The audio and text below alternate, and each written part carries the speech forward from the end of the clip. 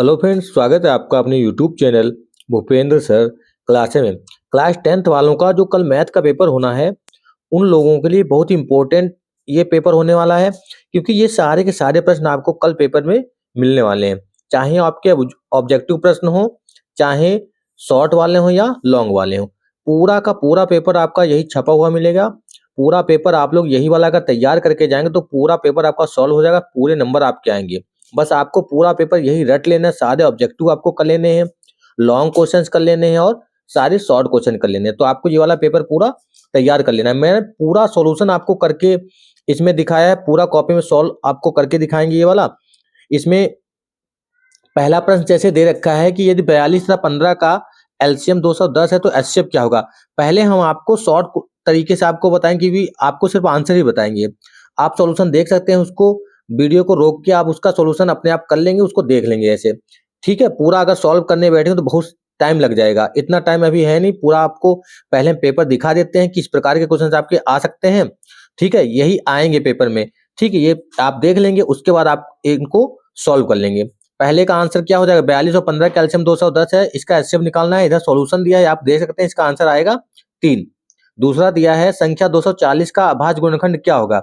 240 का अभाज्य गुणनखंड क्या होगा, 240 जैसे इसमें 3 था तो इसको टिक कर लेंगे, ओएमआर सीट में ए ऑप्शन को फिल कर लेंगे। 240 का अभाज्य गुणनखंड क्या होगा, बी ऑप्शन सही होगा, 2 की पावर 4 गुणे 3 गुणे 5, ये दे रखा है। और इसका सॉल्यूशन भी इधर दे रखा है, ये देखो, इसका सॉल्यूशन भी आप देख सकते हैं। तीसरा प्रश्न दिया है रैखिक समीकरण युग्म 2x + 3y + 5y 0 तथा माइनस का 4x माइनस का 6y = 10 का हल क्या होगा। अद्वितीय होगा, 2 अपने उससे अनेक हल, या इनमें से कोई नहीं। तो ये इसका सॉल्यूशन दे रखा है, a1/a2 = b1/b2 = c1/c2 आएगा। तो इसका हल हो जाएगा सी ऑप्शन सही हो जाएगा। इसका अपरिमित रूप से अनेक हल होंगे, क्या होगा, अपरिमित रूप से अनेक हल होगा। चौथा प्रश्न आपका दिया है द्विघात बहुपद 6x² - 7x + 5 के शून्यकों का गुणनफल क्या होगा। ए बी सी का मान दिया है, अल्फा गुणे बीटा निकालेंगे तो 5/6 आएगा, डी ऑप्शन इसका सही हो जाएगा। पांचवा दिया है tan थीटा का मान दिया है √3, तो थीटा का मान क्या होता है, tan थीटा में √3 कब होता है, 60 पे होता है भाई, तो ऑप्शन नंबर बी सही है। अगला है यदि एक बिंदु ए से केंद्र ओ पर किसी बिंदु पर एपी और ए क्यू परस्पर स्पर्श रेखाएं 80 अंश के कोण पर झुकी तो इसका आंसर होगा 50 अंश। ये इसका सॉल्यूशन भी देख सकते हैं, इसका आंसर क्या होगा, इसका आंसर होगा 50 अंश, बी ऑप्शन इसका सही हो जाएगा। अगला दिया है सातवां, यदि एक घटना निश्चित रूप से घटती है इसकी क्या प्रायिकता है, उसकी प्रायिकता 1 होती है।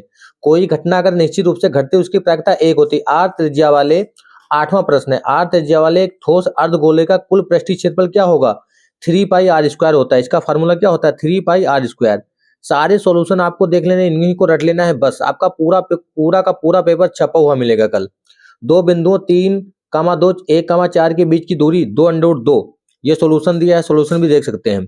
ठीक है, पूरा सॉल्व करके देख सकते हैं, रिवीजन भी कर लेंगे इसको। यदि किसी द्विघात समीकरण 4x² + 4kx - 5 का एक मूल 1/2 है, k का मान बताना है। k का मान आएगा इसमें 2, k का मान कितना आएगा, 2 आएगा। एक मूल है, x का मान 1/2 रखेंगे, इसको सॉल्व करेंगे तो k का मान 2 आ जाएगा।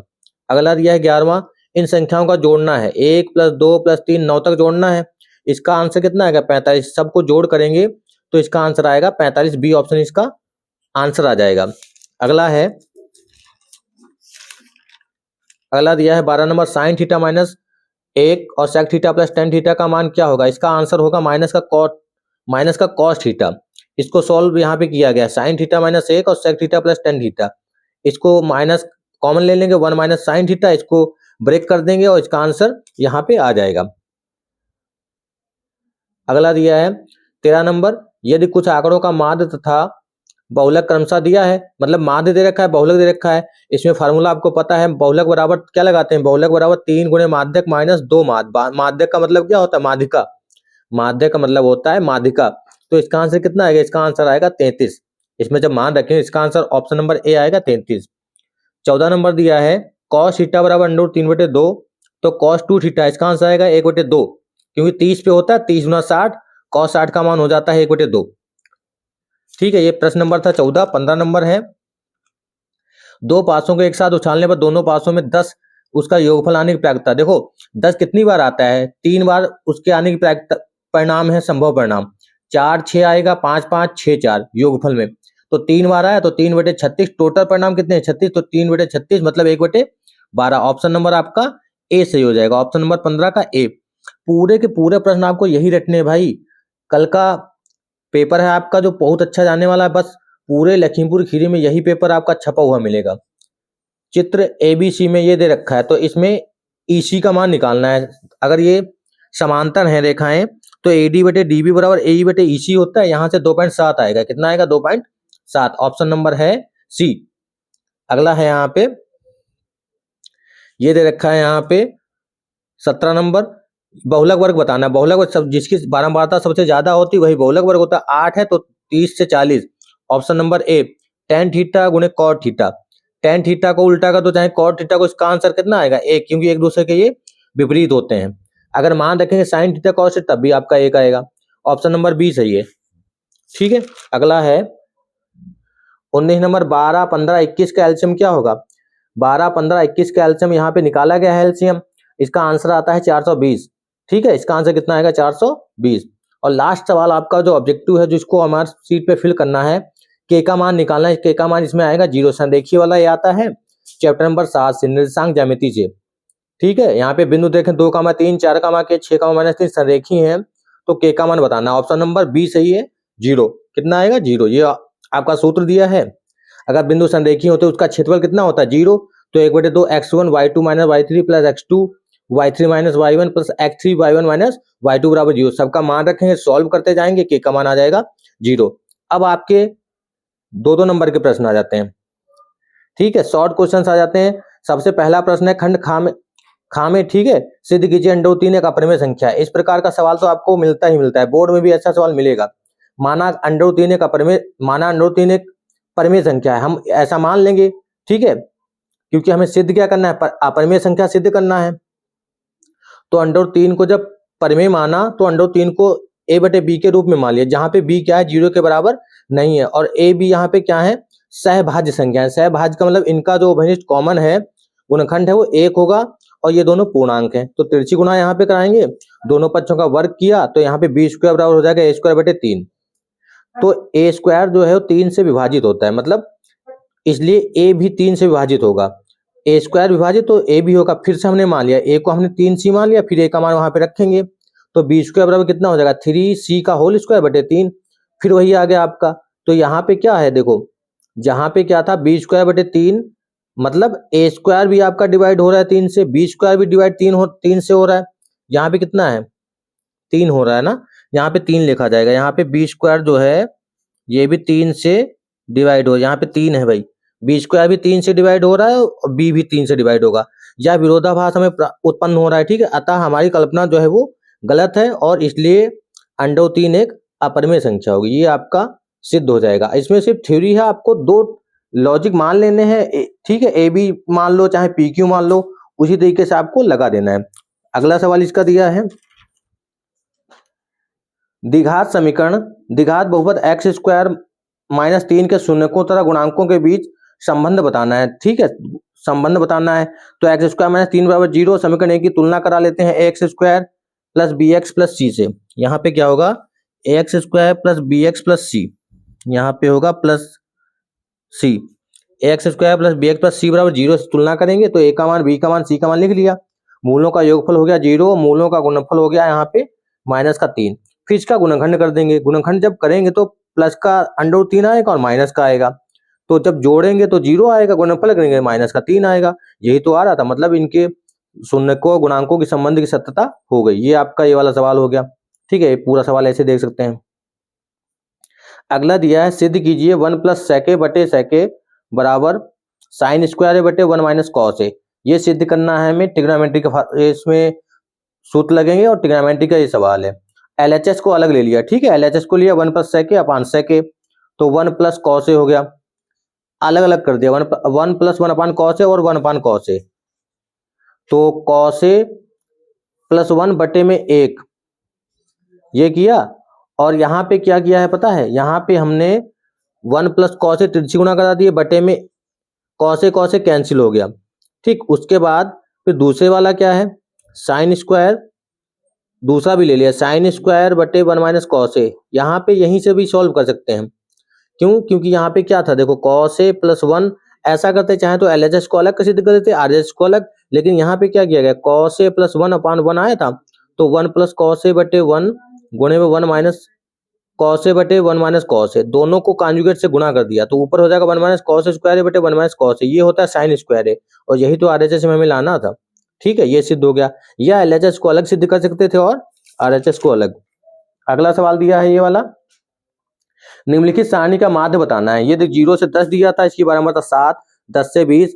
एक्स आपको पता है, एक्स कैसे निकालते हैं भाई, इन दोनों का जोड़ करते हैं, 0 से 10 को जोड़ेंगे, 0 को 10 को जोड़ा 10, 10 का आधा होता है 5, 10 और 20, 20 और 10 30, 30 का आधा 15, 50 का आधा 25, तो यहाँ पे कितना आ जाएगा, 10 10 का अंतर आ रहा है, तो 5, 15, 25, 35, 45, 55, इन सबको जोड़ेंगे, ये जो बारंबारता है इन सबको जोड़ेंगे तो आएगा 60, और अब इनकी गुणा करेंगे। देखो बारंबारता को क्या मानेंगे, बारंबारता को मानेंगे f, और ये क्या है, इसको माना है x, जो इसका मध्यमान निकालते हैं उसको x मानते हैं, फिर दोनों की गुणा कराएंगे, f गुणे x, सामने सामने सबकी गुणा कर लिया, फिर सबको जोड़ लिया सिग्मा एफ एक्स, और समांतर माध्य आपको पता है, समांतर माध्य बराबर क्या होता है, सिग्मा एफ एक्स बटे सिग्मा एफ, मतलब जोड़ा है इसको तो 2050 बटे 60, 0 0 कैंसिल, 205 को 6 से भाग किया, 34.16 या 34.16 डॉट डॉट आता जाएगा 6, उसको छोड़ देंगे आगे, इतना आंसर ये वाला हो जाएगा। ठीक, अगला है जैसे दो घन जिनमें प्रत्येक का आयतन 1331 सेंटीमीटर क्यूब है, उन दोनों के फलकों को मिलाकर मतलब को सटाकर रखने पर एक प्राप्त ठोस का पृष्ठीय क्षेत्रफल ज्ञात करना। पहले तो ये बताओ, जब दो घन को मिलाया जाता है, जैसे यहाँ पे दो घन को मिलाया गया है, दो घन को मिलाया गया तो एक घनाभ बनता है। ठीक है, जैसे पासा होता है वो घन होता है, अगर दो एक जैसे बना दे, ईंट होती है वो घनाभाकार होते हैं, वो घनाभ होता है। तो आपको पता है कि घनाभ का आयतन होता है भुजा क्यूब, तो भुजा क्यूब बराबर हो जाएगा 1331, तो यहाँ से भुजा पता क्या हो जाएगी, ए बराबर हो जाएगा अंडर क्यूब 1331 और 11 गुणे 11 गुणे 11 उसका घनमूल होता है, तो ए का मान हो गया 11, 11 आ गया भुजा। तो लंबाई उसकी देखो, लंबाई में क्या है, ये वाली दोनों जुड़ जाएंगी ना, यहाँ भी 11 यहाँ भी 11, 11 11 22, चौड़ाई वही रहेगी ऊंचाई वही रहेगी। ठोस का पृष्ठीय क्षेत्रफल, ठोस मतलब क्या बना है, घनाभ बना है, घनाभ का पृष्ठीय क्षेत्रफल होता है 2 LB + BH + HL, इसको सॉल्व कर लेंगे, गुणा करेंगे 242 121 242 जोड़ेंगे तो 1210 आएगा गुणा करने के बाद, ये इसका आंसर आ जाएगा। अगला दिया है, यदि बिंदु एक्स वाई बिंदुओं 3,6 तथा -3,4 से समदूरस्थ है तो एक्स वाई के बीच संबंध बताना है। सबसे पहले तो एक्स वाई उसको P मान लिया और A और B मान लिया 3 और 6 और -3 और 4 को, तो दोनों बिंदु समदूरस्थ हैं तो PA बराबर PB हो जाएगा। ठीक है, दोनों बिंदु जब समदूरस्थ हैं तो हो जाएगा PA बराबर PB, और सूत्र आपको पता है बीच की दूरी वाला क्या होता है, x1 - x2 का whole square plus y1 - y2 का होल स्क्वायर बराबर, ये भी वही वाला होता है। जब मान रखेंगे तो दोनों बच्चों का वर्ग कर देंगे फिर। ठीक है, यहाँ पे चाहे बाद में वर्ग कर दो, अंदर स्क्वायर खोल लो इनका, a - b का होल स्क्वायर और a यहाँ पे a + b का होल स्क्वायर यहाँ पे हो जाएगा। जब इसका स्क्वायर किया तो यहाँ पे अंडर रूट इनका हट गया, फिर इसको सॉल्व करेंगे। ठीक है, y स्क्वायर प्लस माइनस का 6x माइनस का 12y, जब सॉल्व करेंगे फिर माइनस से यहाँ गुणा करने के बाद लास्ट में आपका जो आंसर आ रहा है वो आएगा 3x + y बराबर 5 या 3x + y माइनस का 5 बराबर 0। ये 4 से भाग करने के बाद ये फाइनल आंसर आएगा। ठीक है, ये संबंध आ जाएगा इसके बीच। अगला सवाल है, दो ऐसे क्रमागत विषम धनात्मक पूर्णांक ज्ञात कीजिए जिनके वर्गों का योगफल 290 है। विषम पूर्णांक है तो x + 1 और x + 3 मानेंगे क्योंकि विषम है, अगर सम होता तो x + 2 x + 4 मान सकते थे। इनके वर्गों का योग 290 है तो x + 1 का होल स्क्वायर वर्ग है ना, x + 3 का होल स्क्वायर, फिर से सूत्र खोलेंगे, यहाँ से एक समीकरण बनेगा, 2 से भाग किया, इसका गुणनखंड कर लेंगे, 140 था 140 14 - 10 मतलब बचेगा 4 लाना था यहाँ पे, तो x बराबर -14 है, x बराबर 10 आया, माइनस वाला तो लेंगे नहीं, ले सकते हैं यहाँ भी। ठीक है, माइनस लेंगे तब भी आपका वही संख्या आएगी, तो हम प्लस वाला ले लेते हैं, वही से आंसर निकाल देंगे, हमें संख्या ही तो निकालनी है। x बराबर 10 आ गया तो पहली संख्या हो जाएगी 10, x + 1 है ना तो 10 + 1 और 10 + 3 कितना होगा 11 और 13, अगर जोड़ के देखोगे 11 का स्क्वायर 121, 13 का 169, 121 169 कितना होता है भाई 290 हो जाएगा। अगर 14 लेते हैं तब भी आ जाएगा, देखो 14 माइनस का है और यहाँ पे प्लस का कितना होगा, प्लस का हो जाएगा 1 है तो -13 होगा और -11 होगा, माइनस का स्क्वायर करोगे तो आंसर तो वही आएगा। ठीक है, तो उससे कोई दिक्कत नहीं, किसी एक संख्या से आंसर निकाल देंगे। अगला सवाल दिया है, दो अंकों की एक संख्या के अंकों का योग 9 है। ठीक है, इस संख्या का 9 गुना संख्या के अंकों को पलटने से बनी संख्या का 2 गुना है, वह संख्या क्या होगी? तो माना इकाई का अंक x है और दहाई का अंक है y, तो संख्या क्या हो जाएगी? देखो इकाई उधर है तो 10y प्लस x होगी। अगर ये मानते कि इकाई का अंक क्या है, इकाई का अंक y है और दहाई का x है, तो उल्टा हो जाता। तो पलटने से बनी संख्या क्या होगी? 10x plus y।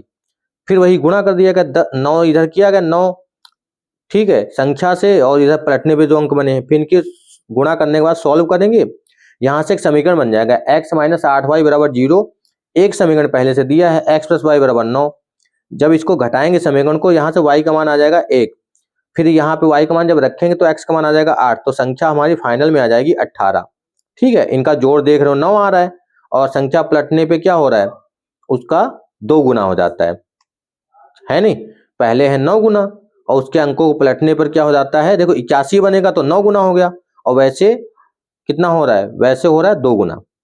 ठीक है, अगला है ये वाला। एक थैले में 3 नीली गेंदें हैं, 2 सफेद और 4 लाल गेंदें हैं। यदि इस थैले में से एक गेंद यादृच्छा निकाली जाती है, मतलब तो उसकी प्रायिकता क्या होगी? सफेद है, नीली है, लाल है। तो सबसे पहले तो आपको पता है कि नीली गेंदें कितनी है? 3 है, ब्लू गेंदें 3 है, व्हाइट बॉल है 2 और रेड है 4। कुल गेंदें कितनी हो गई? 9। व्हाइट गेंद होने की प्रायिकता 2/9। टोटल कितनी है? व्हाइट 2/9। ब्लू गेंद होने की प्रायिकता मतलब नीली गेंद होने पर 3 है और बटे में 9 कुल गेंदें, तो 3 क्या 9, 1/3 हो गया, ये 4/9। सिंपल सा है ये वाला। निम्नलिखित सारणी में, ठीक है, निम्नलिखित सारणी है यहाँ पे। निम्नलिखित सारणी में माध्यिका ज्ञात करना है। ये वर्ग अंतराल दे रखा है 0 से 10। इसमें संचयी बारंबारता निकालेंगे भाई। संचयी बारंबारता निकालने के बाद ये देखो, संचयी बारंबारता जब निकालेंगे तो 7 का 7 लिख देंगे और फिर तिरछा जोड़ते हैं। 7 4 11, 11 2 13, 13 2 15, 15 और 3 18, 18 2 20। एन का मान टोटल कितना दिया है? 20। तो यहाँ से n/2 जब निकाला हमने, तो n/2 का मतलब यहाँ पे 20/2 किया। ठीक है, यहाँ पे कितना है? यहाँ पे है 20। 20/2 किया तो 10 आ गया, और 10 किसके पास में है? 10 है 11 के पास में। तो यहाँ से CF हो गया 7, F का मान सब दिया है, H का मान जो अंतराल होता है, L का मान भी 10 दिया है। ठीक है, ये फार्मूला होता है ये वाला माध्यिका वाला। फिर ये वाला फार्मूला रख देंगे L plus n/2 minus CF/F गुणे H। सबकी वैल्यू जब रखेंगे तो 10 प्लस 10 माइनस 7/4 गुणे 10, इसको सॉल्व करेंगे तो 10 प्लस 7.5 तो 17.5 इसका फाइनल आंसर आ जाएगा। अगला सवाल दिया है, अब ये लॉन्ग वाला सवाल आपका आ गया। ठीक है, 6 नंबर का। ये 4 नंबर के सवाल थे, पहले 2 नंबर के सवाल थे। 42 सेंटीमीटर व्यास वाले एक वृत्त का एक चाप केंद्र पर 120 अंश का कोण अंकित करता है, तो संगत वृत्तखंड का क्षेत्रफल बताना है। व्यास कितना दिया है? 42। त्रिज्या कितनी हो जाएगी? 21 सेंटीमीटर। थीटा का मान 120 अंश दिया है। ठीक है, संगत वृत्तखंड का क्षेत्रफल थीटा 360 गुणे pi r square minus 1/2 r square sine theta. क्यों? क्योंकि हमें संगत वृत्तखंड का क्षेत्रफल निकालना है और वहां पे 120 अंश का कोण दिया है, तो आर स्क्वायर साइन थीटा कर देंगे वहां पे। नीचे जो वृत्तखंड से चाप बनती है त्रिज्यखंड के बाद जो नीचे होता है उसका हमें मान निकालना है। थीटा/360 मतलब थीटा का मान 120/360 गुणे पाई/7 गुणे 21 माइनस का 1/2 गुणे 21 साइन 120। साइन 120 का मान होता है √3/2। ये वाला 0 0 कैंसिल किया, 12 से 36 को काट दो, 12 36। ठीक है, यहाँ से 3 से डाइट कर लेते हैं ना, 7 या 21, 3 3 कैंसिल कर देंगे यहाँ से, तो फाइनल में आपका 22 गुणे 21 आएगा, माइनस का 1/2, 21 गुणे √3/2 आएगा। इसकी गुणा कर देनी, बस इसको इतना छोड़ देना भाई। 462 माइनस 441 √3/4 नीचे आ जाएगा, ये सेंटीमीटर। ये आपका आंसर आ गया। लॉन्ग में इतना अच्छा सवाल दिया है 6 नंबर का। फिर आपका दिया है अगला सवाल, एक आदमी ने, इसमें 2-2 सवाल दिए थे। ठीक है, लॉन्ग में क्या होता है, 2-2 सवाल दिए होते हैं अथवा करके। मैंने एक एक ही सवाल लगाए, जो सिंपल थे उनको सॉल्यूशन आपका कर दिया है। आप चाहोगे तो बाद में इसके पूरा पेपर जो अथवा करके थे वो भी सोल्व कर देंगे, क्योंकि वो आपका बोर्ड के लिए इंपॉर्टेंट हो जाएगा। एक आदमी ने 3250 रुपए का ऋण लिया। उसने पहले महीने में 20 रुपए दिए, फिर बाद में प्रतिमाह 15 रुपए बढ़ाता गया, तो वह कितने महीने में ऋण चुकता कर देगा? मतलब ये बताना है, किसी ने कर्ज लिया मतलब ऋण लिया और पहले महीने उसने 20 रुपए दिए, बाद में 15 रुपए उसमें बढ़ाता गया। ठीक है, तो एक ये होगा समांतर श्रेणी का सूत्र। ए का मान 20 दिया है, डी का मान 15 हो गया, एस एन का मान 3250 मतलब कुल योगफल। तो एस एन बराबर फार्मूला आपको पता है n/2 2a plus n minus 1 into D. Solve करेंगे इसको भाई, यहाँ से एक समीकरण बनेगा। ठीक है, थोड़ा कैलकुलेशन तो इसमें है, लेकिन समीकरण यहाँ से सॉल्व कर लेंगे। 6 नंबर का सवाल भी तो है आपका। 6500 बराबर n गुणे 25 प्लस 15n। फिर यहाँ पे देख सकते हैं, सॉल्व पूरा देख लेंगे आप लोग। फिर यहाँ पे 5 से भाग कर दिया, सिंपल समीकरण बनाने के लिए पूरा समीकरण कट रहा था ना 5 से, ये हो गया। फिर यहाँ पे हो गया 3n स्क्वायर प्लस 65 माइनस 60 है, क्योंकि हमें क्या लाना था 3n square plus 5n minus 1300 था, 1300 की गुणा 3 से क्या 3900 है, 3900 का हमें फैक्टर करना है, तो कितना लाना था 5 लाना था, तो 65 माइनस 60, ठीक है 65 से 60 घटाएंगे 5 आएगा, 65 और 60 की गुणा करेंगे तो 3900 आएगा। यहाँ से कैलकुलेशन करेंगे तो n माइनस 20, ये वाला तो बटे में आ गया, ये तो संख्या हो नहीं सकती, क्योंकि हमें समय बताना है। तो n का मान कितना आ गया 20, मतलब 20 महीने में वो ऋण चुका पाएगा, मतलब जो कर्ज लिया था उसको भर पाएगा। n का मान आएगा 20 महीने, ठीक है। और लास्ट सवाल आपका दिया है लॉन्ग का, एक बहुमंजिल भवन के शिखर से एक 6 मीटर ऊंचे भवन के शिखर और तल के औनमन कोण क्रमशः 30 और 45 अंश है। बहुमंजिल भवन की ऊंचाई और दोनों भवनों के बीच की दूरी बतानी है। और ऊंचाई दूरी का दूसरा भी सवाल अथवा करके दिया है, वो भी बहुत इंपॉर्टेंट है आपके लिए, ठीक है। लेकिन ये वाला सवाल सॉल्व करें क्योंकि इसको आपको लगाना है कल, तो इसका सोल्यूशन देख लेते हैं। यहाँ पे चित्र बना लिया है, एक भवन है कोई, ये मीनार बनी है कोई, यहाँ से एक अनुमान कोण पहले 30 अंश बन रहा है, फिर पूरा कोण बन रहा है 45, जब ये 30 बन रहा है तो ये भी तो 30 बनेगा, ठीक। ये 45 है पूरा, तो ये वाला 45 बनेगा, ये 6 है तो ये भी 6 होगा, ये x वाला है तो ये भी x होगा। फिर वही tan 45 बराबर पूरा मान कितना है, देखो h प्लस 6 है, 6 भाई भवन है और h क्या मीनार की ऊंचाई हमने मान ली है, तो h प्लस 6 बटे x, यहाँ से हमने सॉल्व कर लिया, x बराबर h प्लस 6 समीकरण 1 मान लिया। फिर दूसरे समीकरण में देखेंगे तो tan 30 बराबर इस ऊपर वाले में tan 30, ये वाला 30 है, h बटे में यहाँ पे 6 x है ना, h बटे x, यहाँ h बटे x, यहाँ पे जब सॉल्व करेंगे तो ये हो जाएगा 1/√3 tan 30 का मान, और इसको हो जाएगा, इसका मान हो जाएगा x बराबर h/√3, समीकरण 2 हो जाएगा। इसको सॉल्व कर लेंगे। अब जब इसको सॉल्व करेंगे तो h का मान आएगा 6/√3 माइनस 1, क्योंकि एक तरफ ले जाएंगे h को, h कॉमन ले लेंगे, तो इसको फिर यहाँ या तो यहीं पे छोड़ सकते हैं या इसको कॉन्जुगेट से गुणा करके सॉल्व कर लो। तो माइनस है तो प्लस वाले से गुणा करेंगे, तो यहाँ पे सॉल्व करें √3 का स्क्वायर 3 माइनस 1 का स्क्वायर 1, तो 3 माइनस 1 आएगा यहाँ पे, तो h बराबर हो जाएगा 6√3 प्लस 1 बटे 2, 3 से 1 2 से जो काट दिया, ये आंसर आ गया h का, ये कितना आ गया h का मान आ गया। अब जो है x का मान निकाल लेते समीकरण से, ये h का मान आ गया, ठीक। समीकरण x बराबर हो जाएगा 3√3 प्लस 1 गुणे √3, क्योंकि जहां पे मान रखा था यहाँ पे देखो समीकरण 2 कहाँ पे, ये है यहाँ पे भाई, h√3, h का मान रख दिया, √3 से गुणा कर दिया, तो 3√3 और √3 प्लस 1 मीटर, ये आंसर आ गया। तो पूरा ये पेपर आपका सॉल्व हो गया है। हो सकता है कोई एक आधा सवाल छूटा हो, लेकिन पूरा का पूरा पेपर सॉल्व हुआ है। जिसमें 6 खंड थे उसमें 5 खंड कराए गए और ये अथवा करके दिए हैं। सिर्फ एक सवाल 2 नंबर का कोई आपका छूटा होगा, जिसमें 6 खंड करने के लिए आए थे, और बाकी पूरा सोल्यूशन आपका है। सारे सवाल आपके सॉल्व हैं, बहुकल्पी, शॉर्ट, 4 नंबर वाले और लॉन्ग वाले, ठीक है। तो पूरा पेपर आप लोग एक बार देख के जाएंगे तो पूरे नंबर आप इसमें पा सकते हैं।